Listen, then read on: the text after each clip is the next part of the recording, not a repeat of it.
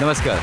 આપકી અદાલતમાં તમારું સ્વાગત છે. આપકી અદાલતમાં અમે એવા લોકોને રજૂ કરીએ છીએ જે ઊંચી ખુરશીઓ પર બેઠા હોય છે, જેમના હાથમાં તાકાત હોય છે, જે મોટા મોટા નિર્ણય લે છે. પણ કેટલાક લોકો એવા પણ હોય છે જે સીધા સાદા હોય છે, જેમને જનતા પ્રેમ કરે છે, વાલ કરે છે, અને ક્યારેક ક્યારેક જનતા આવા લોકો પર પણ આરોપ લગાવવા માંગે છે, એમને પ્રશ્ન પૂછવા માંગે છે. રજૂ છે આજનો મુકદ્દમો એક આવા જ વ્યક્તિમત્વ પર. કેન્દ્રીય રમત-ગમત અને યુવા બાબતોના મંત્રી સુનિલ દત્ત આપકી અદાલતમાં હાજર થાય.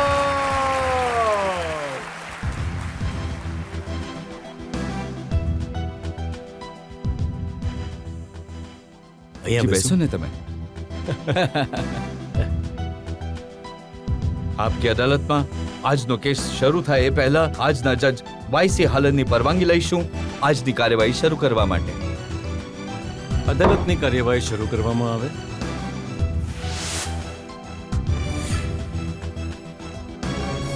આપકી અદાલતમાં સુનિલ દત્ત પર આરોપ છે કે રાજનીતિના ચક્કરમાં એમણે ફિલ્મો છોડી દીધી. દત્ત સાહેબ, આ આરોપને ઇલેબોરેટ કરું એ પહેલા થોડો ફ્લેશબેકમાં જવા માંગુ છું. જે પાર્ટીશન વખતે બલરાજ દત્ત નામનો એક છોકરો મુંબઈ આવ્યો જય હિન્દ કોલેજમાં, અને પહેલી નોકરી એણે લીધી બસ ડેપોમાં. એ જમાનો તો કોઈ ભૂલી જ ન શકે ને કોઈ દિવસ. હું સવારે કોલેજ જતો હતો 10 વાગ્યા પછી. હું લાઇબ્રેરીમાં, કેમ કે જગ્યા નહોતી ભણવા માટે, તો એશિયાટિક લાઇબ્રેરીમાં જઈને વાંચતો હતો. અને 2 વાગે મારો ડ્યુટી હતી. 2 વાગ્યાથી રાત્રે 10:30, 11 વાગ્યા સુધી બસ ડેપોમાં. જે બસો આવતી હતી ડેપોમાં, તો કોઈની ઘંટડી તૂટી ગઈ હોય અને રેકોર્ડ રાખવો, ડીઝલ કેટલું ગયું છે એની અંદર એનો રેકોર્ડ રાખવો, મડગાડ તૂટી ગયું હોય તો ડ્રાઈવર કહેતા એનો રેકોર્ડ રાખવો. પગાર કેટલો મળતો હતો તમને? 100 રૂપિયા. 100 રૂપિયા બસ મહિના. ડેપોની નોકરી કરતા કરતા રેડિયોના અનાઉન્સર કેવી રીતે બની ગયા? મને શોખ હતો કોઈ પ્લેઝ વગેરે લખવાનો અને કોલેજમાં ડ્રામામાં કરવાનો. એક ડાન્સ બેલેટ હતો જેની કોમેન્ટ્રી મારા પ્રોફેસર કહ્યું હતું કે દેવા માટે. ત્યાં કંઈક એડવર્ટાઇઝિંગ કંપનીના કેટલાક બોસીસ આવ્યા હતા, તો એમણે મારો અવાજ સાંભળ્યો. એમાં કોમેન્ટ્રી હતો, તો ત્યારે એમણે મારી અવાજ સારી લાગી. તો એ જમાનામાં તેઓ કંઈક પ્રોગ્રામ બનાવતા હતા ફિલ્મ કલાકારોના ઇન્ટરવ્યૂ. મેં ઘણા લોકોના ઇન્ટરવ્યૂ કર્યા, મોટા મોટા સ્ટાર્સના, દિલીપ સાહેબનું, દેવાનંદનું, અને એ જમાનામાં સૂર્યાજીનું ઇન્ટરવ્યૂ કર્યું. બહુ સ્ટારના ઇન્ટરવ્યૂ કર્યા. અને એક દિવસ પછી મેં એને હજી એક પ્રોગ્રામ શરૂ કર્યો, ફિલ્મી ખબરે. તમારો વિચાર છે કે તમે જેમ પાયોનિયર છો, જેમ કે તમે આપકી અદાલતના, તો ફિલ્મી ખબરોમાં પાયોનિયર હું છું. અચ્છા. કારણ કે મેં આઈડિયા આપ્યો હતો એડવર્ટાઇઝિંગ કંપનીને. ફિલ્મી ખબરે જે છે બહુ સારી રહેશે. એ લોકોને એમને બતાવવું જોઈએ કે સ્ટુડિયોની એટમોસ્ફિયર કેવું છે, લાઇટ ક્યાંથી આવે છે, અને ડિરેક્ટર ક્યાંથી ઓર્ડર કરે છે, કેમેરો ચાલે છે, તો ડાયલોગ કેવી રીતે થઈ રહ્યા છે. એ જણાવો કે આજે બલરાજ દત્ત છે એ સુનિલ દત્ત ક્યારે બન્યો? દિલીપ કુમાર સાહેબની એક ફિલ્મ બની રહી હતી, અને રમેશ સાગલજી એમણે મોટી ફિલ્મ બનાવી હતી એ જમાનામાં, શહીદ, જેમનું ગીત એ જમાનામાં બહુ જ પોપ્યુલર થયું હતું. વિચાર પ્રમાણે જે વૃદ્ધ લોકો હતા બેસેલા હતા, એમને યાદ છે કે વતન કે રાહ પે વતન કે નૌજવાન શહીદ હો. તો એ ગીત બહુ પોપ્યુલર થયું હતું. તો હું એ જમાનામાં દિલીપ સાહેબનું ઇન્ટરવ્યૂ કરી રહ્યો હતો. તો જ્યારે સ્ટુડિયો ગયો તો મને સાગર સાહેબે કહ્યું કે ભાઈ તું હીરો કેમ નથી બની જતો, કેમ આવી રીતે આમ ભાગતો રહે છે ઇન્ટરવ્યૂ કરવા માટે? મેં કહ્યું જી તમે મને હીરો બનાવશો તો હું બની જઈશ, હું નાનો મોટો રોલ નથી કરવા માંગતો. તેમણે કહ્યું ઠીક છે, હું તારું ટેસ્ટ લઈશ. તો એમણે મારું ટેસ્ટ લીધું. તો એમણે મને દિલીપ સાહેબના કપડાં આપી દીધા, પેન્ટ આપી પહેરેલો, આમ કોટ આપ્યો. પણ હું દિલીપ સાહેબથી થોડો લાંબો છું, તો મારા ઘૂંટણ સુધી પેન્ટ આવે છે અને સ્લીવ્સ જે છે અહીંયા સુધી આવતી હતી. અને હું આવ્યો, જેમ કે તમે મને બોલાવ્યો, તો મારે અહીં આવીને ડાયલોગ બોલવાના હતા. તો ડાયલોગ તો મને યાદ હતા, પણ મને એવું લાગ્યું કે હું કંઈક કોઈ ગુફામાં ઘૂસી ગયો છું, ચારે તરફ અંધારું છે, અને હું ડાયલોગ જલ્દી બોલીને નીકળી ગયો, જતો રહ્યો. તો દેટ વોઝ ઇન 1955. અને એ સમયથી ગાડી ચાલી રહી હતી ધીરે ધીરે. ધીરે નહીં, પણ ખૂબ ઝડપથી ચાલી તમારી ગાડી તો. પણ અસલી ગાડીની ઝડપ પકડી મધર ઇન્ડિયાથી. જી હા. એ રોલ કઈ રીતે મળ્યો હતો તમને? એ રોલનું પણ અજીબ બનાવ છે કે એનાથી પહેલાં મારી એક બે પિક્ચરે બહુ હિટ જઈ ચૂકી હતી. આ એક જ રસ્તો કે બી આર ચોપડા સાહેબની, કે મેં એમાં કામ કર્યું હતું. કહેતો કે હું અશોક કુમારજી હતા અને મીના કુમારી. તો એ પિક્ચરની સિલ્વર જુબલી થઈ હતી, એક ही રાસ્તા. અને સાધના કરી રહ્યો હતો ચોપડા સાહેબની, એ પણ સિલ્વર જુબલી હતી. તો મારી એની શૂટિંગ ચાલી રહી હતી. તો એક દિવસ મેસેજ આવ્યો. મારી બહુ સારો મિત્ર હતો. હાજી. એ જે તો કોમેડિયન મને કીધું કે યાર તને યાદ છે કે મહેબૂબ સાહેબ? તો મેં કીધું કે યાર એમણે તો હીરો ગોતી લીધો છે યાર આ રોલ માટે. તો કીધું કે નહીં, તને મળવું છે. એમને તો હું ગયો મહેબૂબ સાહેબને મળવા. તો એમ કીધું કે તમને આ રોલ આપ્યો છે, હું રામુનો જે મોટો ભાઈ છે. તો મેં કહ્યું કે મહેબૂબ સાહેબ બહુ મોટા ફિલ્મ મેકર છે, બહુ મોટા ડિરેક્ટર બધા. તો મેં કહ્યું કે મહેબૂબ સાહેબ તમે મને એક્સ્ટ્રાના રોલ પણ આપશો તો હું કરીશ, કારણ કે તમે બહુ મોટું નામ છે. તો મને જે રોલ આપશો એ હું કરીશ.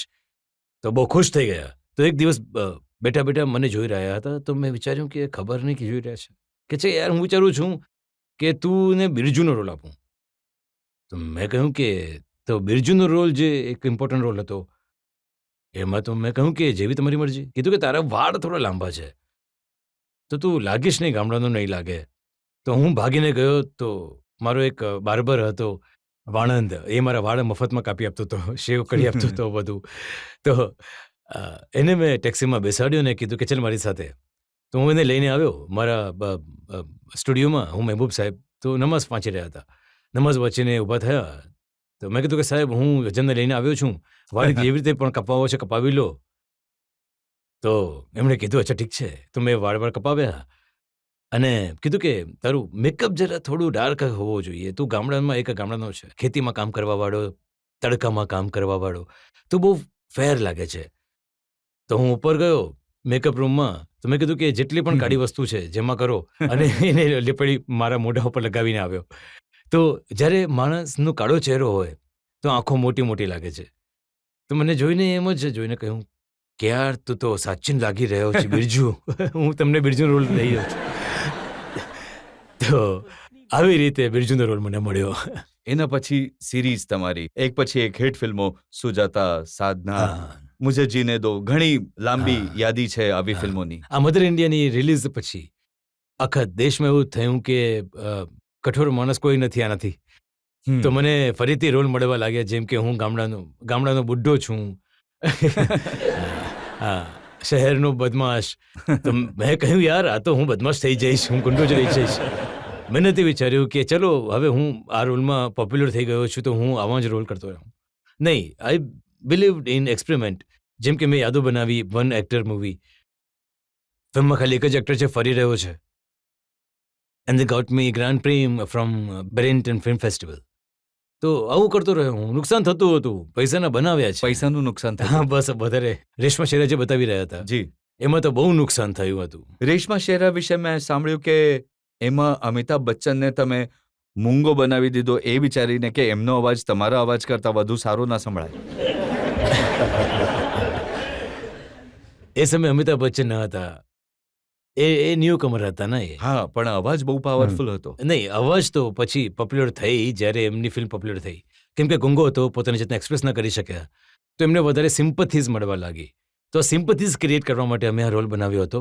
પણ આ તો એમને ખ્યાલ ન હતો કે અમે એક સારું કેરેક્ટરના હિસાબે ચાલી રહ્યા છીએ. વાર્તા તો માં તો ડિફરન્ટ કેરેક્ટર હોય છે, પણ આજે જે અફવાઓ હોય છે એ ક્યારેક અંતર પેદા કરે છે બે કલાકારો માટે, અને એ સારું નથી તો હોતું. તમારી વચ્ચે અંતર આવી ગયું હતું? ના, નથી કંઈ અંતર પેદા કરવાનું પ્રયાસ કર્યો હતું, જેમ કે તમે કરી રહ્યા છો.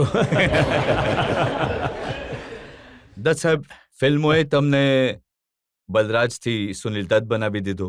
ફિલ્મોએ તમને શેરીના દીવાથી ઉપાડીને બંગલામાં પહોંચાડી દીધા. જનતાએ બહુ પ્રેમ આપ્યો, વહાલ આપ્યો. હા. આટલું સિનેમાએ તમને આપ્યું, પણ તમે રાજનીતિ માટે એ જ સિનેમાને છોડી દીધું, ફિલ્મોને છોડી હું તો દીધું. શરણાર્થી થઈને આવ્યો હતો. હું તો સપનામાં પણ નહોતો વિચારી શકતો કે જનતા મને આટલો પ્રેમ કરશે. કેમ કે જનતા મારો ફિલ્મ નહીં જોઈ તો હું એટલો મોટો કલાકાર કેવી રીતે બની શક્યો હતો. જેને જનતાએ કલાકાર તરીકે પ્રેમ કર્યો, એ વ્યક્તિ પોતાની કલાકારી છોડી રાજનીતિમાં કલાકારી બતાડવા જતા રહ્યા, એ વાત યોગ્ય ન થઈ. શું થયું કે મેં ફિલ્મ બનાવી હતી રોકી ફિલ્મ બનાવી. એમાં અમારો દીકરો બહુ સફળ થઈ ગયો. તો મેં કહ્યું કે યાર એ એક મેનમાં 2-3 વાર તો રહી નહીં શકે યાર. આ તો સંજય દત્ત રહેશે, આ તો પછી હું રહીશ. તો મેં કીધું કે યાર અમે બહુ જોઈ લીધું છે, ગ્લેમર જોઈ લીધું છે. મેં કહ્યું કે યાર હવે આનો આવવા દો. રાજનીતિમાં આવવાની શું જરૂર હતી? લોકસભાનું ઇલેક્શન લડીને પાર્લામેન્ટમાં પહોંચવાનો શોખ ક્યાંથી જાગ્યો આ પણ હું તમને જણાવું છું. ઇન્દિરાજીની એસેનેશન પછી આઈ વોઝ ઇન ન્યુયોર્ક. હું એ વખતે ન્યુયોર્કમાં હતો. તો જ્યારે ત્યાં કોંગ્રેસ મિટિંગ માટે અમે કોન્સ્યુલ જનરલની ઓફિસમાં ગયા, તો જ્યારે હું બહાર આવ્યો તો મેં જોયું કે બહુ જ બધા સરદારભાઈ આપણા જે છે એ નાચી રહ્યા હતા, ડાન્સ કરી રહ્યા હતા અને આનંદ માણી રહ્યા હતા. તો મને બહુ દુઃખ થયું. જ્યારે હું અહીંયા પહોંચ્યો દિલ્હીમાં, તો મેં જોયું કે અહીંયા રસ્તામાં ટ્રક બળી રહ્યા છે અને ગાડીઓ બળી રહી છે. મેં જોયું કે આખું દિલ્હી જે છે એ બળી રહ્યું છે. તો મને ખબર પડી કે અહીંયા શીખો લોકોને બહુ માર્યા છે. તો મારા સામે બધું વાતા જે વર્ણન ફરીથી આવી ગયું, જેવું મેં જોયું કે જેમ હિન્દુસ્તાનના ભાગલા જ્યારે થયા હતા તો જે હાલત હતી, તો મેં વિચાર્યું કે આ તો બહુ ગજબ થઈ જશે યાર અમારા દેશ માટે. તો એક વસ્તુ મારા મગજમાં ચાલી રહી હતી. તો એમના ફ્યુનરલના પછી ફોન આવ્યો કે રાજીવજીના કે તમે ઇલેક્શન માટે લડશો, તમે ઇલેક્શન લડશો? તો મેં કહ્યું કે હા જી, હું જરૂર લડીશ. કેમ કે મારી સામે આ હતું કે હું મારી તરફથી યોગદાન દઈ શકું છું કે મારો દેશ માટે એક રહે, આપણે સેક્યુલર રહીએ, આપણે બધા ધર્મો માટે બધા એક સાથે રહીએ, ત્યારે આપણો દેશ આગળ વધી શકે. That was the reason by coming to the politics. જનતામાં ઘણા બધા લોકો છે જે તમને સવાલ પૂછવા માંગે છે. જી હા, તમારો સવાલ. 84માં જ્યારે હુલ્લડ થયા હતા ત્યારે આટલા શીખ માર્યા ગયા હતા, ત્યારે પણ આ જ પાર્ટી હતી એ પાવરમાં. How did this happen? મેં શું કર્યું છે as a member of parliament of the Congress party? હું તો પગેથી ચાલીને ગયો હતો પંજાબ. દત્ત સાહેબ એ કહે છે કે તમે એ જ પાર્ટી જોઈન કરી જેને જવાબદાર ગણાવ્યા હતા એ રમખાણ માટે. પાર્ટીની ફિલોસોફી ઇન્ડિવિજ્યુઅલે કરી હું છે. I am talking about the philosophy. Is a basically secular party and all I believe in that secularism. વિશ્વાસ રાખો છો ગાંધીજીની ફિલોસોફીમાં, અને એટલા માટે જ હું જે કરું છું એ હું ખોટું નથી કરી રહ્યો. અને તમે એમના પ્રિન્સિપલ જોશો તો તમે એવું બિહેવ કરશો કે જેમ કે હું કરી રહ્યો છું. મારો આરોપ બીજો છે દત્ત સાહેબ. મારો આરોપ એ છે કે જે ફિલ્મ ઇન્ડસ્ટ્રીએ તમને આટલા મોટા બનાવ્યા, આટલું માન સન્માન આપ્યું, ફિલ્મ ઇન્ડસ્ટ્રી નહીં, લોકોએ, પબ્લિકે ફિલ્મો ઇન્ડસ્ટ્રીમાં તો નામ થાય છે. હા, તમે પણ આજે જે અહીંયા ઉભા છો, આટલા પ્રખ્યાત છો, એ આટલો મોટો સ્ટુડિયો બનાવી લીધો છે. તો આ જનતા જોઈ રહી છે, જેથી જે તમે જોતા રહે છે એના કારણે તમે મોટા બન્યા છો. આમ તો જ્યારે ઘણા પ્રોગ્રામ આવે છે, જનતા પસંદ નહીં કરે તો કાર્યક્રમ તો રદ થઈ જાય. અને તમે તો ઝંડો ગાડીને રહ્યા છો આટલા વર્ષોથી. You have already beaten all the records of all the comparison of these TV network and all. પણ તમે પણ આટલા વર્ષોથી ઝંડો ગાળ્યો છે, તમને પણ કોઈ હરાવી નથી શક્યું. નહીં. દત્ત સાહેબ, ફિલ્મ ઇન્ડસ્ટ્રીના લોકોની ફરિયાદ એ છે કે દત્ત સાહેબે ફિલ્મ ઇન્ડસ્ટ્રી માટે કંઈ નથી કર્યું. જો હું 20 વર્ષથી ફિલ્મ દુનિયાથી જ અલગ જ છું. અને આજની સમસ્યા શું છે જેમણે કહેવું જોઈએ ને મને કે આ અમારી સમસ્યા છે, આ સમસ્યા છે, કેવી રીતે સોલ્વ થઈ શકે છે, એમણે આપણને રસ્તો બતાવવો જોઈએ કે આવી રીતે હલ થઈ શકે. પણ દત્ત સાહેબ, જ્યારે તમને વડાપ્રધાને બોલાવ્યા ને કહ્યું કે તમને કયું મંત્રાલય જોઈએ છે, તમારે કેવું જોઈતું હતું કે આઈબી મંત્રાલય જોઈએ, હું ફિલ્મ ઇન્ડસ્ટ્રીની કંઈક મદદ કરી દઈશ? નહીં, મેં એવું નહોતું કહ્યું. કેમ કે ફિલ્મ ઇન્ડસ્ટ્રીમાં હું શું કરી શકવાનો હતો? હું તો આના કારણમાં જ ફસાઈ જવાનો હતો. એમના માટે લડી જ ન શક્યો હોત. તેથી મારે મારી સરકારના મુદ્દે વિશે વાત કરવી પડશે. સરકાર શું ઈચ્છે છે તો એ ખૂબ સારી વાત છે. યુવાનોની એક પડખે હું અને રમતગમતની 75 વર્ષની ઉંમરે યુવા મંત્રી. આ કેમ ખુલ્લું પાડો છો બધાની સામે મને? કેમ? આ તો hitting below the belt. So below the belt hit નહીં કરવું ઠીક નથી. પણ આ તો જે સાંસદમાં તમારો છપાયેલો છે આખો બાયોડેટા, એમાં તમારી ઉંમર પણ લખેલી છે. એ તો ભૂલથી લખી હશે એ લોકોએ. દત્ત સાહેબ, રાજનીતિમાં આવીને તમે શું કર્યું આ સવાલને લઈને બહુ બધા આરોપો છે. સુનિલ દત્ત પર જનતાના સવાલોની યાદી બહુ લાંબી છે. કાર્યવાહી જારી રહેશે એક વિરામ પછી.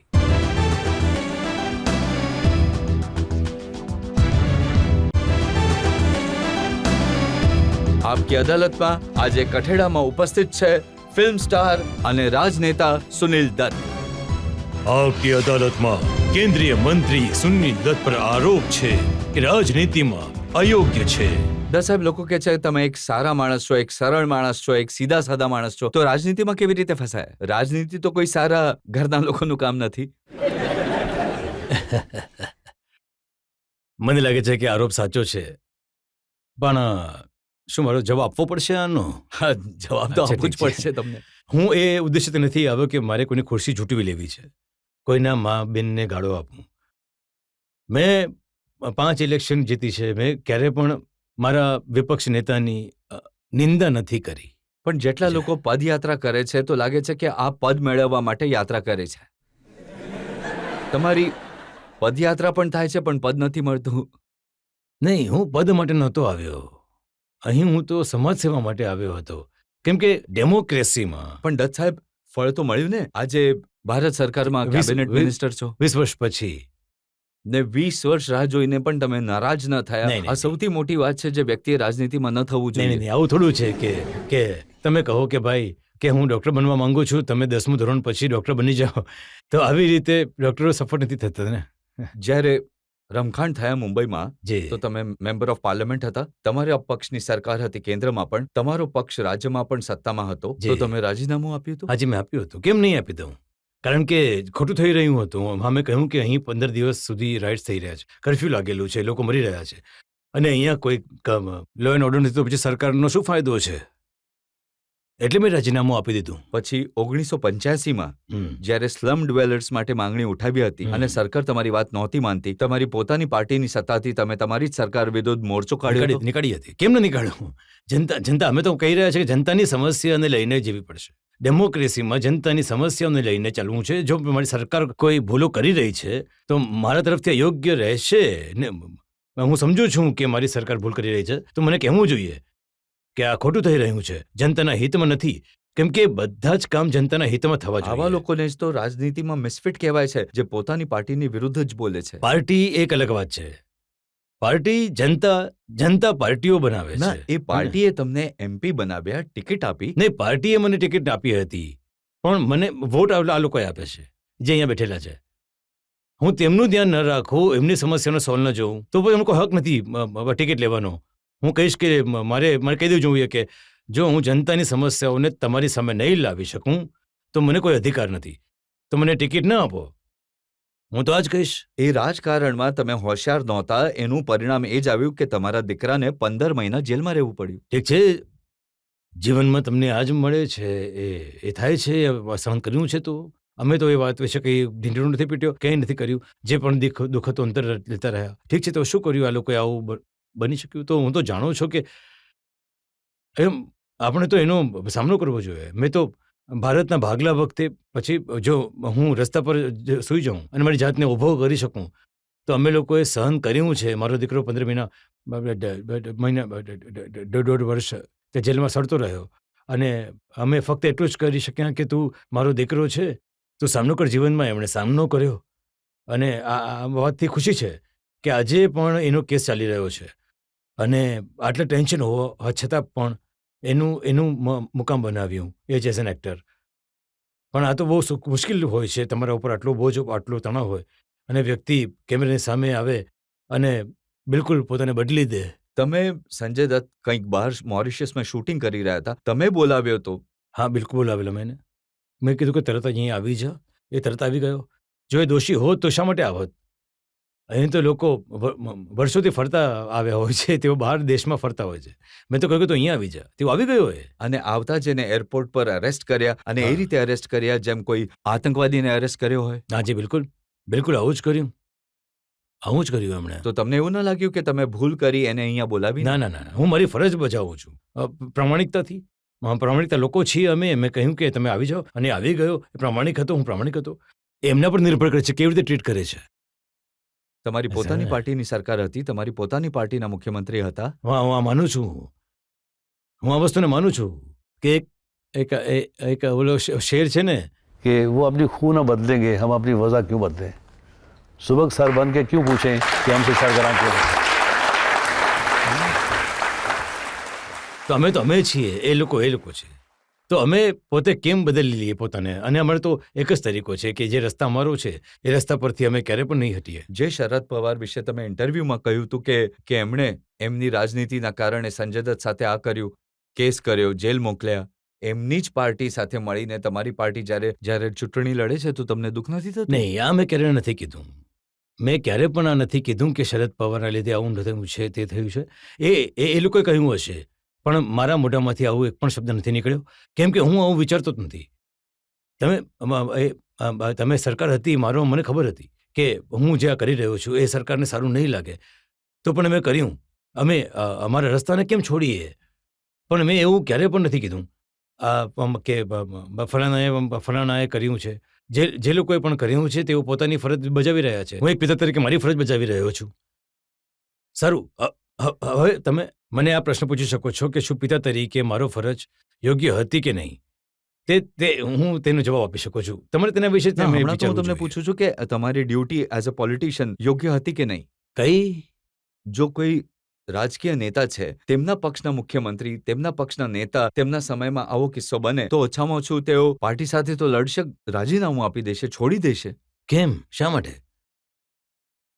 જ્યારે આ બધું થયું હતું સંજુ, મારા દીકરાનું, એમણે કોંગ્રેસનું જ રાજ ચાલુ હતું.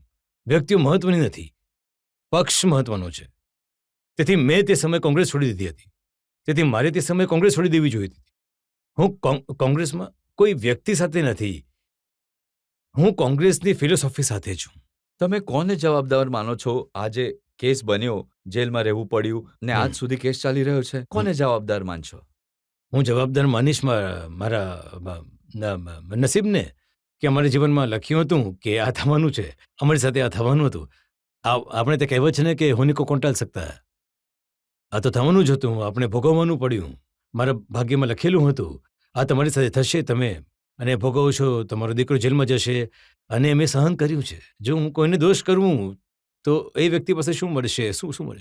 શું મળશે? કંઈ નહીં તો જનતાને ખબર પડશે કે સત્ય શું છે. જનતા જાણે છે, એમને ઘડીએ કહેવાની જરૂર નથી. તે બધું જાણે છે કે હું કોણ છું. મારી પત્ની જે છે એ દેશની સેવા કરે છે, અમે શું કરીએ છીએ એ બધું જનતા જાણે છે. જો હું વિચારીએ કે જીવનમાં ફૂલ જ ફૂલ છે, કાંટા નથી, તો જ્યારે કાંટા આવશે તો ચાલવું મુશ્કેલ થઈ જશે. પણ તમારા જીવનમાં જેટલા કાંટા આવ્યા છે, કદાચ જ કોઈના જીવનમાં આવ્યા હશે. હા, એ પણ સાચું છે, પણ એ પણ એક બહુ મોટો શેર છે. ये कांटों से भी निभा के जा रहा हूँ मैं, है नहीं? તો એ પણ છે ને. દત્ત સાહેબ, એવું લાગે છે કે રાજનીતિમાં રહેવા માટે તમારે ઘણા બધા સમાધાન કરવા પડ્યા છે. આના પર ઘણા બધા પ્રશ્નો છે, આરોપો છે. કેસ ચાલુ રહેશે વિરામ પછી.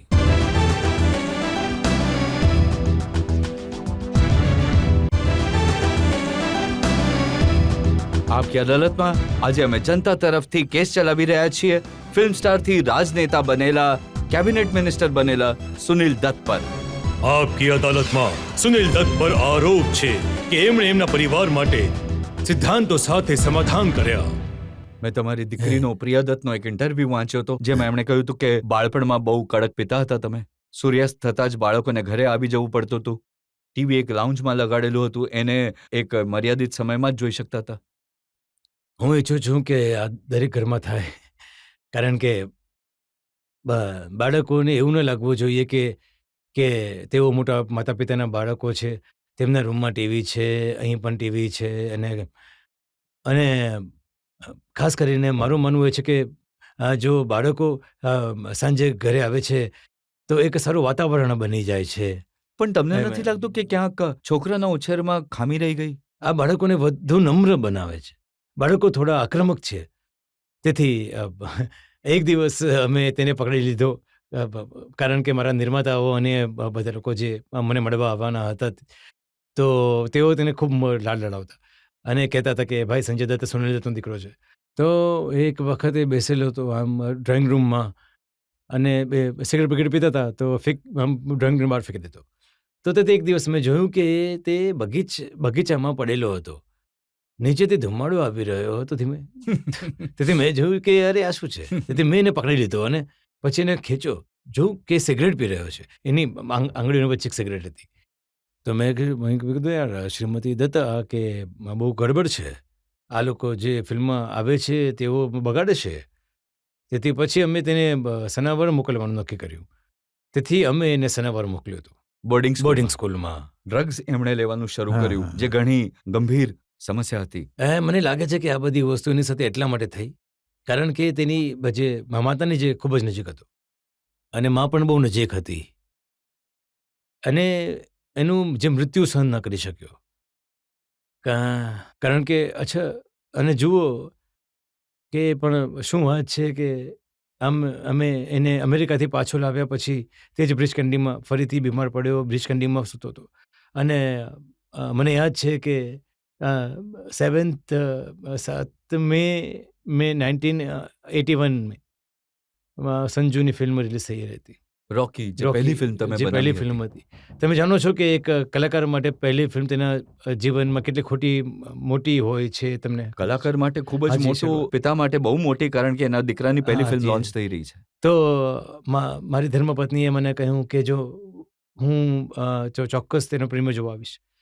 તો મેં કહ્યું કે ઠીક છે. મેં ડૉક્ટરથી પરવાનગી લઈ લીધી. મેં એમ્બ્યુલન્સની વ્યવસ્થા, સ્ટ્રેચરની અને તેની વ્હીલચેરની પણ વ્યવસ્થા કરી કે હું મારા દીકરાની ફિલ્મ જરૂર જોવા માંગીશ તેની પ્રીમિયરમાં. તો મેં તેને કહ્યું કે ઠીક છે, આપણી પોતાની ટિકિટ જે છે એ આપણે આપીએ. તેથી અમે એની સંજુની સાથે તેની સીટ રાખી. મેં કહ્યું કે તમે સંજુ સાથે બેસો. તેની પરવાનગી 7th મેના રોજ આપવામાં આવી અને 3rd મેના રોજ શી ડાયડ. તેથી તેને ખબર ન હતી તે સમયે એ નાનો છોકરો હતો. તેને ખબર નહોતી તેને રડવું જોઈએ કે ખુશીમાં મનાવવી જોઈએ કે મારી આ મૂંઝવણમાં હતો. તો આવી વાતાવરણમાં એણે સ્ટાર્ટિંગ ડ્રગ્સ. અને હું એને દોષ નથી આપતો, કારણ કે શું થાય છે કે આવા વાતાવરણમાં ઘણા લોકો આત્મહત્યા પણ કરે છે. એક ઇમ્પ્રેશન એમના વિશે, સંજય દત્ત વિશે પબ્લિક માઇન્ડમાં આ જરૂર છે કે જે અંડરવર્લ્ડના લોકો છે એમની સાથે કંઈક ને ક્યાંક કોઈક સંબંધ છે. અંડરવર્લ્ડની સાથે તો મારા પણ કનેક્શન હતા. હા, ખોટું કેમ બોલીશ. મસ્તાન મારો ખૂબ જ સારો મિત્ર હતો. કરીમ લાલા મારો ખૂબ જ સારો મિત્ર હતો. જે કલાકાર છે એ તો બધાને મળે છે. પણ દત્ત સાહેબ, જો એ કલાકારનો ઉપયોગ કરવાનું શરૂ કરે. નહીં, એનો ઉપયોગ કરવો એ ખોટું છે. જો તે કલાકાર એમની સાથે સ્મગલિંગ કરે છે અને જો તે કલાકાર તેની સાથે મળીને લોકોની હત્યા કરે છે તો તેમના જેવો જ છે. પણ એ કલાકાર તે એવો આવે છે જેને મળે છે, જેને મસ્તાન મળવા આવતો હતો, તો આખરે એણે એક રાજકીય પક્ષ બનાવ્યો અને ચૂંટણી પણ લડી. અને તે શું એ મારી ભૂલ છે? તમારા વિશે કોઈએ ક્યારેક આંગળી નથી ચીંધી, પણ નહીં, સંજય માટે ચોક્કસ આંગળીઓ ચિંધાઈ છે. નહીં, કારણ કે આજકાલ આંગળીઓ ચીંધનારા લોકો વધુ છે. માફ કરશો, તે દિવસોમાં લોકો સમજતા હતા. તેઓ સમજતા હતા કે વ્યક્તિ જે છે એવું નથી હોઈ શકે. અમે મળતા હતા, એ આવતા હતા પાર્ટીમાં, ફિલ્મ પાર્ટીમાં આવતા હતા તેઓ. એ બતાવો કે આ વાત સાચી છે કે તમે હંમેશા તો સાંપ્રદાયિકતા વિરુદ્ધ લડાઈ લડ્યા, શિવસેનાના વિરોધી રહ્યા, પણ સંજયનો જ્યારે કેસ ચાલી રહ્યો હતો એ સમયે સરકાર હતી શિવસેનાની, બીજેપીની, એ સમયે તમે બાલ ઠાકરેની મદદ લીધી. બાલ ઠાકરે એ મારા જૂના મિત્ર છે. જ્યારે હું રાજનીતિમાં નહીં હતો એ સમયથી એમને ઓળખું છું. તેઓ મારો આદર કરે છે અને હું તેમનો આદર કરું છું. અને હું મળ્યો અમને એટલા માટે કારણ કે એ જમાનામાં એમની સરકાર હતી. મિસ્ટર બાલ ઠાકરેની એમની એ જેમ સરકાર હતી. અને તમને ખબર હશે કે કહેતા હતા કે ચાવી મારી પાસે છે. તો જેની પાસે ચાવી હોય રિમોટ છે, કંટ્રોલ. આજે રિમોટ જી. કંટ્રોલ હોય છે, મારી પાસે છે. હવે જેની પાસે ચાવી હોય છે, રિમોટ કંટ્રોલ છે, એ એની પાસે જાય છે. અને મારા દીકરા માટે તમને ખબર છે કે કોઈને સમસ્યા છે, જે બીમાર છે, તો શું ડૉક્ટર પાસે ન લઈ જાઉં? જો તેને કોઈ સમસ્યા હોય, જો તો મારે રાજકીય સમસ્યા હોય, તો શું એને રાજકારણી પાસે ન લઈ જાઉં? તો એ જ તો એ કારણ હતું. તમને ન લાગ્યું કે ક્યાંક સિદ્ધાંતો સાથે તમારે ના, સમાધાન બિલકુલ કરવું નહીં. પડ્યું? હું કાં તો તેમની પાર્ટીમાં જોડાઈ ગયો હોત.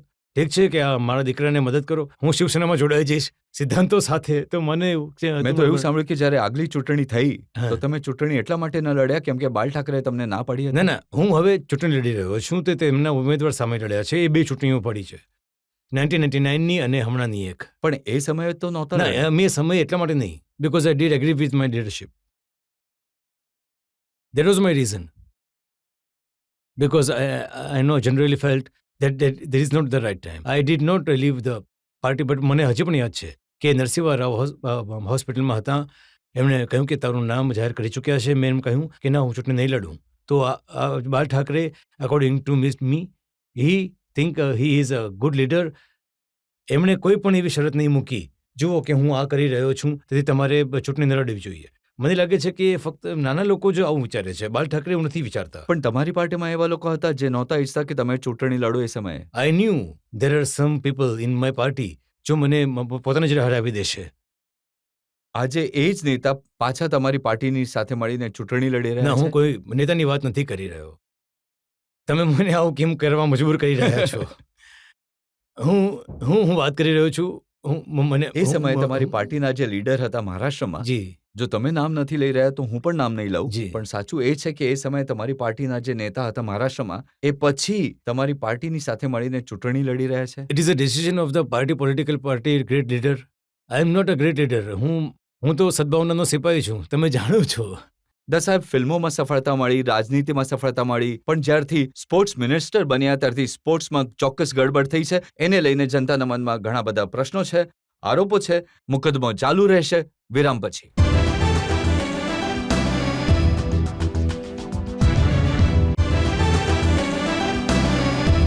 આપકી અદાલતમાં આજે પ્રશ્નો અને આરોપોથી ઘેરાયેલા છે સ્પોર્ટ્સ મિનિસ્ટર સુનિલ દત્ત. આપકી અદાલતમાં સ્પોર્ટ્સ મિનિસ્ટર સુનિલ દત્ત પર આરોપ છે કે આમના શાસનમાં રમતગમતની હાલત ખરાબ છે.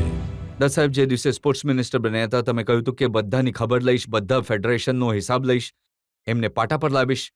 પણ 3 મહિના પછી તમે બદલી ગયા. તમે કહો છો કે બધી ફેડરેશન છે, ઓટોનોમસ બોડી છે, તમે કંઈ પણ નહીં કરી શકો. એ ઓટોનોમસ તો છે, તો એ તો માનવું પડશે. એમને હું મળી રહ્યો છું. હજુ પણ મારા વિચાર છે કે હું ફેડરેશનના ચીફ અમને મળ્યા છે, હું તેમના પ્રતિસાદ મેળવી રહ્યો છું. કેમ કે 15-20 વર્ષથી 30 વર્ષમાં જે ફેડરેશન લાગી છે, તો એકદમથી માર્ગ અચાનક બદલવો બહુ મુશ્કેલ છે ડેમોક્રેસીમાં. કેમ કે હું ડિરેક્ટર તો હું છું જ નહીં કે હું કહું કે નથિંગ ટુ ડુ, ચલો તમે પૂરા થઈ ગયા છો, હું નવું બનાવી દઉં. તો પછી તમે જ કહેશો કે સુનિલ દત્ત ડિરેક્ટર બની ગયો, તો પછી પણ એમના માટે તમે ડિક્ટેટર બની પણ જાઓ તો જનતા બહુ ખુશ થશે. અચ્છા, સારું છે. જેટલી પણ સ્પોર્ટ્સ ફેડરેશન છે એ બધા મોટા મોટા રાજકીય નેતાઓના હાથમાં છે. પ્રિયરંજન રાજમુંશી 10 વર્ષથી ફૂટબોલ ફેડરેશનના ચેરમેન બનેલા છે. તમારી કોંગ્રેસ પાર્ટીના નેતા છે, કેબિનેટ મિનિસ્ટર છે. જી. પણ ફૂટબોલમાં આપણો દેશ 143માં નંબર પર છે. જી વિજયકુમાર મલ્હોત્રા બીજેપીના મોટા અને ભારી લીડર છે. આર્ચરીમાં લીડર બનેલા છે. જી આજ સુધી એમનો એક તીર પણ નિશાના પર નથી લાગ્યો. જી જગદીશ ટાયલર છે, તેઓ જુડો ફેડરેશનના અધ્યક્ષ બનેલા છે. સુરેશ કલમાડી છે, જે ઓલિમ્પિક એસોસિએશનના અધ્યક્ષ છે, તેઓ એથ્લેટિક્સમાં પણ અધ્યક્ષ છે. કોઈ પણ તમે સ્પોર્ટ્સ ફેડરેશન જોઈ લો, એના લીડરશિપમાં બેઠેલો કોઈ નેતા જ મળશે. તમે મારી સાથે મારી પર મહેરબાની કેમ નથી કરી રહ્યા? તમે એક કામ કરો કે બધા નેતાઓને અહીં બોલાવી લો. આ મારાથીઓના એમના ઇન્ટરવ્યુ કરો. એ બધા મારું એટલા યાર- જ ચીકણા છે દત્ત સાહેબ કે એમને કંઈ પણ અસર નહીં થાય. ના એમના ના પર. ના. એવું તમે એ ઘડામાંથી પણ પાણી નીકાળી લેશો એવું મને ખબર છે.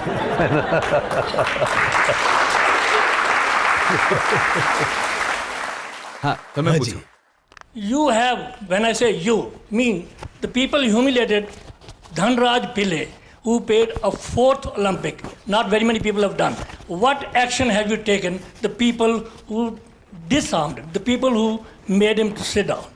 આ વાત સાચી છે દત્ત સાહેબ. જ્યારે લોકો ધનરાજ પિલ્લેને રડતો જુએ છે તો બહુ તકલીફ થાય છે અને લાગે છે કે તમારા જેવી વ્યક્તિ તો કંઈક ને કંઈક કરે. I hate my self.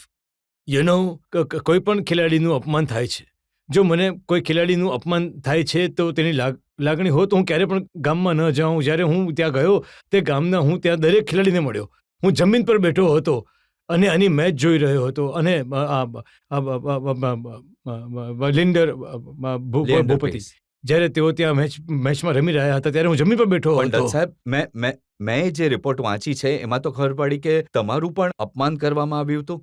તમારી પણ રહેવાની જગ્યા જે મેઇન કોમ્પ્લેક્સ હતું એનાથી દૂર એક હોટેલમાં કરવામાં આવી હતી. ના, એ બિલકુલ અલગ વાત છે. મારી પાસે કોમ્પ્લેક્સ નથી એટલે જ મેં એવું કર્યું. પણ આ સાચું છે કે નથી? ને હું આખી અલગ જ હોટલમાં રોકાયો હતો. જે તમને ખેલાડીઓ ખબર છે? ત્યાં ગયા હતા એમણે કહ્યું કે પહેલીવાર એવા કોઈ મંત્રી હતા જેમણે ખેલાડીઓને સામેથી બોલાવીને ફોટા પડાવ્યા. હમ. એમને કહ્યું કે પહેલીવાર આવા કોઈ મંત્રી હતા જે ખેલાડીઓ સાથે ભળી હા. રહ્યા હતા, એમને પ્રોત્સાહન આપી રહ્યા હતા. સાચું આ વાત સાચી છે. એટલે જ તમારી પાસેથી આશા છે. એક ખેલાડીઓને આશા છે, જનતાને આશા છે કે કોઈ નહીં તો તમે કોઈ પગલા ભરશો. સમય લાગે છે. જો પરિસ્થિતિ ખરાબ હોય તો સમય લાગે છે. તમે રાતોરાત મકાન નથી બનાવી દેતા. આ સુંદર સ્મારક બનાવવામાં ઓછામાં ઓછા 3 વર્ષ લાગ્યા હતા. તો તમે એમ કહો કે તમે એક દિવસમાં કરી નાખો તો એ નહીં બની શકે. સર, મારો પ્રશ્ન એ છે કે ઓલિમ્પિક્સના થોડા દિવસો પહેલા હોકીના કોચને દૂર કરી દેવામાં આવ્યા ભારતીય ટીમનું પ્રદર્શન સારું ન હોવાથી અને ફોરેન કોચ રાખવામાં આવશે. પરંતુ આજે આપણે જોઈએ છીએ કે એ જ હોકી કોચને દ્રોણાચાર્ય એવોર્ડ આપવામાં આવે છે. તો તે કોચનું પ્રદર્શન સારું હતું કે ખરાબ, એટલે એને કયા બેસિસ પર દ્રોણાચાર્ય એવોર્ડ આપવામાં આવે છે? તમે ખૂબ જ સારો પ્રશ્ન પૂછ્યો છે. હા, શું થાય છે કે જ્યારે તેઓ જે પુરસ્કાર આપે છે તે મિનિસ્ટર નથી આપતા, મિનિસ્ટર સમિતિએ બનાવે છે. લોકશાહીમાં મંત્રી તરીકે હું તમને કહી નથી શકતો. જો તે મારા ઉપર નિર્ભર હોય તો હું સમિતિ નહીં બનાવું. જો હું સમિતિ બનાવીશ તો સમિતિની જવાબદારી છે તેઓ કોને પસંદ કરે છે, કોને નથી કરતા. અને મારા મતે જો તમે મને પૂછશો તો મારા મતે એ ખોટી હતી મારા તરફથી. દત્ત સાહેબ, જો તમે આટલા હેલ્પલેસ દેખાશો જી. તો જનતાને બહુ તકલીફ થશે. નહીં, હું હેલ્પલેસ નથી. જો, જો તે ટાઈમે શું તમને એક તર્ક હોય છે. જુઓ શું થાય છે કે એ જે તમે કહો છો કે આ બે વસ્તુઓ થાય છે, તો હું તમને કહું છું કે જે હું કહું છું તે સાચું હશે. જે થાય છે કે એ થાય છે કે આજે જુઓ, જ્યારે આ અર્જુન એવોર્ડ આપવામાં આવે છે ત્યારે તમે મારું કોઈ નથી, એક સમિતિ બનાવી, તમે પોતે જાણો છો કે આપણે સમિતિમાં દખલ કરી છીએ, તો આજે આપણા વારો પહેલો આવે છે. અને ના દત્ત સાહેબ, હવે તમે ઓછામાં ઓછી એવી રમત નીતિઓ બનાવો જેમાં કોચનું સિલેક્શન યોગ્ય રીતે થાય, જેમાં ખેલાડીઓને યોગ્ય સુવિધાઓ મળે, જેમાં અવોર્ડ ઓછામાં ઓછા યોગ્ય રીતે નક્કી થાય. જો તમે એની પોલિસી જ બદલી નાખશો તો પછી કોઈ કમિટી કાંઈ નહીં કરી શકે. નહીં, જુઓ મૂળભૂત બાબત થાય છે કે એ કોચની પસંદગી મારા દ્વારા કરવામાં આવે, કારણ કે હું રમતનો એક્સપર્ટ નથી, હું એક મંત્રી છું. હું આજે જો કોઈ મંત્રી બને છે અને કહે છે કે હું બોક્સિંગમાં છું, મને ખબર છે કે સારો કોચ કોણ છે, તો શું મંત્રી તરીકે જો હું પોતે બોક્સર હોઉં તો મને ખોટું હશે? મને એ જ સમયે ખબર પડશે. જેમ હું ફિલ્મ જગતમાં, જો ફિલ્મ જગત વિશે એવું જ હોય તો કહીશ કે ફલાણા દિગ્દર્શક ફલાણા ખૂબ સારા છે, ફલાણા બહુ સારા છે, કારણ કે વ્યવસાયમાંથી છું. પરંતુ જો તમે મને કહેશો કે હું બોક્સિંગ વિશે પણ જાણું છું, હું હોકી વિશે પણ જાણું છું, હું ફૂટબોલ વિશે પણ જાણું છું, હું તો ફેડરેશનની કોઈ જરૂરત જ નથી, હું જ બધું કરી લઈશ. જેટલા નેતાઓ છે, હાજી. ફૂટબોલ પણ જાણે છે, ક્રિકેટ પણ જાણે છે, હોકી પણ જાણે છે. તમે નહીં, કલ્પના નહીં. કરો દત્ત સાહેબ, જો કાલે ઉઠીને આ જ પોલિટિકલ લીડર્સ ફિલ્મો બનાવવાનું શરૂ કરી દે તો કેવું થશે? નહીં, આ પ્રશ્નમાં હું બીજા નેતાઓ વિશે વાત નથી કરી રહ્યો, હું મારા વિશે વાત કરી રહ્યો છું. દત્ત સાહેબ, હું તમને ખાતરીપૂર્વક હાજી. કહી શકું છું, જે વ્યક્તિ ફૂટબોલ ફેડરેશનમાં છે એને ફૂટબોલ રમતા નથી આવડતું, જે હોકી ફેડરેશનમાં છે એને હોકી નથી આવડતું, જે વ્યક્તિ બોક્સિંગ ફેડરેશનમાં છે એને કોઈ દિવસ મુક્કો પણ નહીં માર્યો હોય. હા, તો એ લોકો એક કેવી રીતે થઈ જાય છે? તો પછી આ લોકોએ તેમનું પોતાનું એક નેટવર્ક બનાવ્યું છે અને ફક્ત તેઓ જાણે છે કે મંત્રીજીથી ને બ્યુરોક્રેટથી કામ કેવી રીતે કઢાવવાનું છે, એટલે જ તેઓ ના, ફેડરેશનમાં રહે છે. હું તમારી સાથે સહમત નથી. મંત્રીજીનો પ્રશ્ન ઊભો થતો જ નથી, અચાનક નોર્મ્સ આવી જાય છે. તો તેમના પોતાના લોકો છે જેઓ પસંદગી કરે છે, પોતાના નિષ્ણાતો છે જેઓ એમાં જે ફેડરેશન તમારા ઓલિમ્પિકમાંથી પસંદગી કરે છે કલમાડી, તેના જનરલ સેક્રેટરી પોતે એક શૂટર છે, તેને પુરસ્કાર આપવામાં આવ્યો છે. એક શૂટર છે. આ તો શોપીસ બે ચાર રાખે જ છે દત્ત હાજી, સાહેબ, એટલે કે બે ચાર શોપીસ જરૂર રાખે છે હાજી. દેખાડવા માટે. At the same way hockey, તો ચોરી પકડાઈ ગઈ છે સર હાજી. તમારી. બે ત્રણ આવા દેખાવા હમ. માટે શોપીસ રાખે છે, પણ હકીકતમાં હાજી. જે લોકો કંટ્રોલ કરે છે એમના સ્પોર્ટ સાથે કોઈ લેવા દેવા નથી, અને આ વાત દરેક સ્પોર્ટ માટે છે. હું તમને કહી દઉં, જો એમને કંઈ લેવા દેવા નથી તો ફેડરેશનને બદલવું જોઈએ, તેમનો કોન્સેપ્ટ જરૂર બદલવો change કરવો જોઈએ. જોઈએ. પણ આ જેટલી ફેડરેશન છે એમને ચલાવવા વાળાઓનો બધો સમય એમાં નથી જતો કે ખેલાડી કેવી રીતે પ્રોગ્રેસ કરે, એ કઈ રીતે ફોરેન ટ્રીપ બનાવે, એમાં એમનું ધ્યાન હોય છે. અમે તે બધાને મળી રહ્યા છીએ, ફેડરેશનના વડાને મળી રહ્યા છીએ, અમે બધાને મળી રહ્યા છીએ, એમના ઓપિનિયન લઈ રહ્યા છીએ, કારણ કે આવી બાબતો એવી નથી કે તમે રાતોરાત બદલી શકો છો. પહેલાં આપણને તેના વિશે માહિતી હોવી જોઈએ, એકત્રિત કરવાની, અને પછી દ્રષ્ટિકોણ શું છે તે જોવાની જરૂર છે. પછી એક નીતિ બનવામાં આવે છે, તે નીતિ બનાવ્યા પછી તેનું ઇમ્પ્લિમેન્ટ કરવામાં આવે છે. આ કહું સારું છે કે તમે બધા સમજી રહ્યા છો કે બધા ફેડરેશનમાં કેટલી ખામીઓ છે, બધું જ છે, અને બધું પણ કેવી રીતે દૂર કરવી જેવી એ આપણા ખેલાડીઓને મહત્વ લાભ મળી શકે એ આપણે જો તમે જોવાનું છે. સ્પોર્ટ્સમેનને મળશો જે ખરેખર રમે છે અને જ્યાં પહેલા ફેડરેશનના લોકો ન બેઠા હોય ત્યારે તમને વાસ્તવિકતા ખબર જે પડશે. સ્પોર્ટ્સમેનથી મળ્યા, મારા રાજકોટ જે કહ્યું કે તેઓ રમતવીરને મળ્યા હતા, તેમણે નિવેદન આપ્યું હતું બધા ફેડરેશનને. જાણો છો કે તેઓ અદ્ભુત રહ્યા છે અને તેમણે ઘણી મદદ કરી છે. એમણે કહ્યું એક એક્સેપ્શનલ કેસ હોય નહીં, છે. હું કહું છું કે તેમણે તમને એક વાત કહેવા માંગુ છું આપણને કે આ બાબતો વિશે માહિતી મેળવવી અને તેના સુધારા લાવીએ તે મહત્વપૂર્ણ છે. સુધારા એવા હોવા જોઈએ જે આપણા ખેલાડીઓને તેનો લાભ મળી શકે. જુઓ દત્ત સાહેબ, 100 કરોડના દેશમાં એક જ મેડલ આવે એ દેશ માટે તો શરમની વાત છે જ છે. નહીં પણ એ પણ વિચિત્ર છે. વિચિત્ર છે કે નહીં આ પ્રશ્ન ઊભો થાય છે. મને લાગે છે કે તમારા તરફથી આ વ્યાજબી નથી કે જે વ્યક્તિ 3 મહિનામાં મંત્રી બની ગયો છે અને તમે તેને કહી રહ્યા છો કે આ રાતોરાત ના ના, પરિસ્થિતિ હું તમને બદલાઈ જાય તો રાતોરાત બદલવાનું નથી કહી રહ્યો, હા. પણ એટલે કે તમે તમારા કોઈ જેવો બીજાને લાવો જે 3 મહિનામાં પરિસ્થિતિ બદલી શકે છે, પછી હું તમને લોકોને સલામ કરી ના, દઈશ. તમારા જેવો તમે કારણ બધાને કે- અહીં બેઠા છો, તમને મારી સાથે આવવું જોઈએ, મારી સાથે આવવું જોઈએ. હું એ જે કહીશ તે કરીશ. જો પરિસ્થિતિ બદલાશે તો હું તે માણસને સલામ કરીશ, હું તેને મારી છાતી પર તમે ચડાવીશ. આટલું તો વચન નહીં, આપી શકો છો નહીં, કે તમે નહીં. આ કરવાનો પ્રયાસ કરશો. ના જુઓ, હું નથી જતો. જો તમે કોઈ શું મંત્રીએ નહેરુ સેન્ટર જઈને વિઝિટ કરી હતી? તમે મને કહો, શું હું તમને હવે એવા પ્રશ્નો પૂછી શકું? બિલકુલ, તમે પૂછી અરે શકો છો. ભાઈ, એટલે તમે મને કહો કે કયા રમત મંત્રીઓ નહેરુ સ્ટેડિયમની મુલાકાત લીધી હતી? આપણા ઓલિમ્પિક કઈ પરિસ્થિતિમાં રહે છે? જાઓ અને જુઓ, એવી પરિસ્થિતિમાં જુઓ. કોઈને કોઈ ત્યાં મુલાકાત લેવી પડે છે અને તમારા કેમેરામેનને ત્યાં મોકલો અને તમે જુઓ કે ત્યાં કેવી પરિસ્થિતિમાં રહે છે. સુધારવું છે. આપણે ઓલિમ્પિકના વિશે, ખેલાડીઓ વિશે વિચાર્યું ન હોત તો તમને શા માટે પ્રમોટ કરતો હોત? હું જાણું છું કે આ બધું ખોટું થઈ રહ્યું છે. કોઈ મંત્રી પાસેથી સુધારો થવાની અપેક્ષા રાખી શકાતી નથી. તે રાતોરાત બની ગયો છે ને. જો હું કંઈક બાદશાહ હોત તો હું સરમુખ ત્યારે હોત તો હું બધાનો નાશ કરી દેત, હું આખા સ્ટાફને બદલી નાખત અને હું બધું બદલી નાખત. લોકશાહીમાં આવું થતું નથી. મને ગાળો આપશો, તમે બધા મને ગાળો આપશો. સુનિલ દત્ત પોતાની જાતને શું માને છે? ડિક્ટેટર બની ગયો છે. નહીં દત્ત સાહેબ, જો તમે હજી. આ સ્પોર્ટ્સને સુધારવા માટે ડિક્ટેટર બનશો તો જનતા તમારી નહીં, નહીં, પ્રશંસા નહીં, કરશે. એવું નથી. કોઈ- નહીં, કોઈ નહીં, પ્રશ્ન નહીં પૂછે. એવું નથી બનતું, એવું નથી બનતું. નહીં. તમને આવું ના બને. તમે આ ખોટી વાતો શીખવો છો, પછી બધા ડિટેક્ટર બનવા માંગશે, બધા ડિરેક્ટર બની જશે.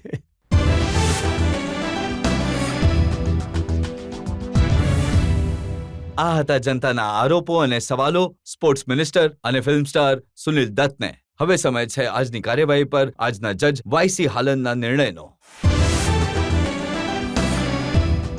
લગાવવામાં આવેલા આરોપો અને વિદ્વાન વકીલની દલીલોને ધ્યાનમાં લેતા કોર્ટ એ નિષ્કર્ષ પર કાઢે છે કે સુનિલ દત્ત સામેના મોટાભાગના આરોપો સાબિત થવાની નથી. જો તમારી જાતને પ્રમોટ કરવું હોય તો તે દરેકનો અધિકાર છે. જો તમે કોઈને નુકસાન નથી પહોંચાડ્યું તો એ સાબિત થયું નથી કે એમણે ગેરકાયદેસર રીતે પોતાને પ્રમોટ કર્યું હતું. રાજકારણમાં મિસફિટ હોવું હજુ સુધી સંપૂર્ણપણે સાબિત થયું નથી. જો તમે તમારા કામ અને નામના આધારે લાંબા રાજકીય સંઘર્ષ પછી મંત્રી બન્યા છો તો તે મિસફિટ નથી. પુત્રને કાયદાકીય માળખામાં રાખીને રક્ષણ કરવું એ દરેક પિતાની ફરજ છે. એવું સાબિત થયું નથી કે તમે સંજય દત્તને ગેરકાયદેસર રીતે બચાવવાનો પ્રયત્ન કર્યો હતો. તેથી આ કોર્ટ સુનિલ દત્તને માનપૂર્વક નિર્દોષ જાહેર કરે છે અને આશા રાખે છે કે તે રમતગમતને રાજકારણથી અલગ રાખશે, પ્રયત્ન કરશે અને એક સક્રિય મંત્રી તરીકે કાર્ય કરશે. थैंक यू जय साहब.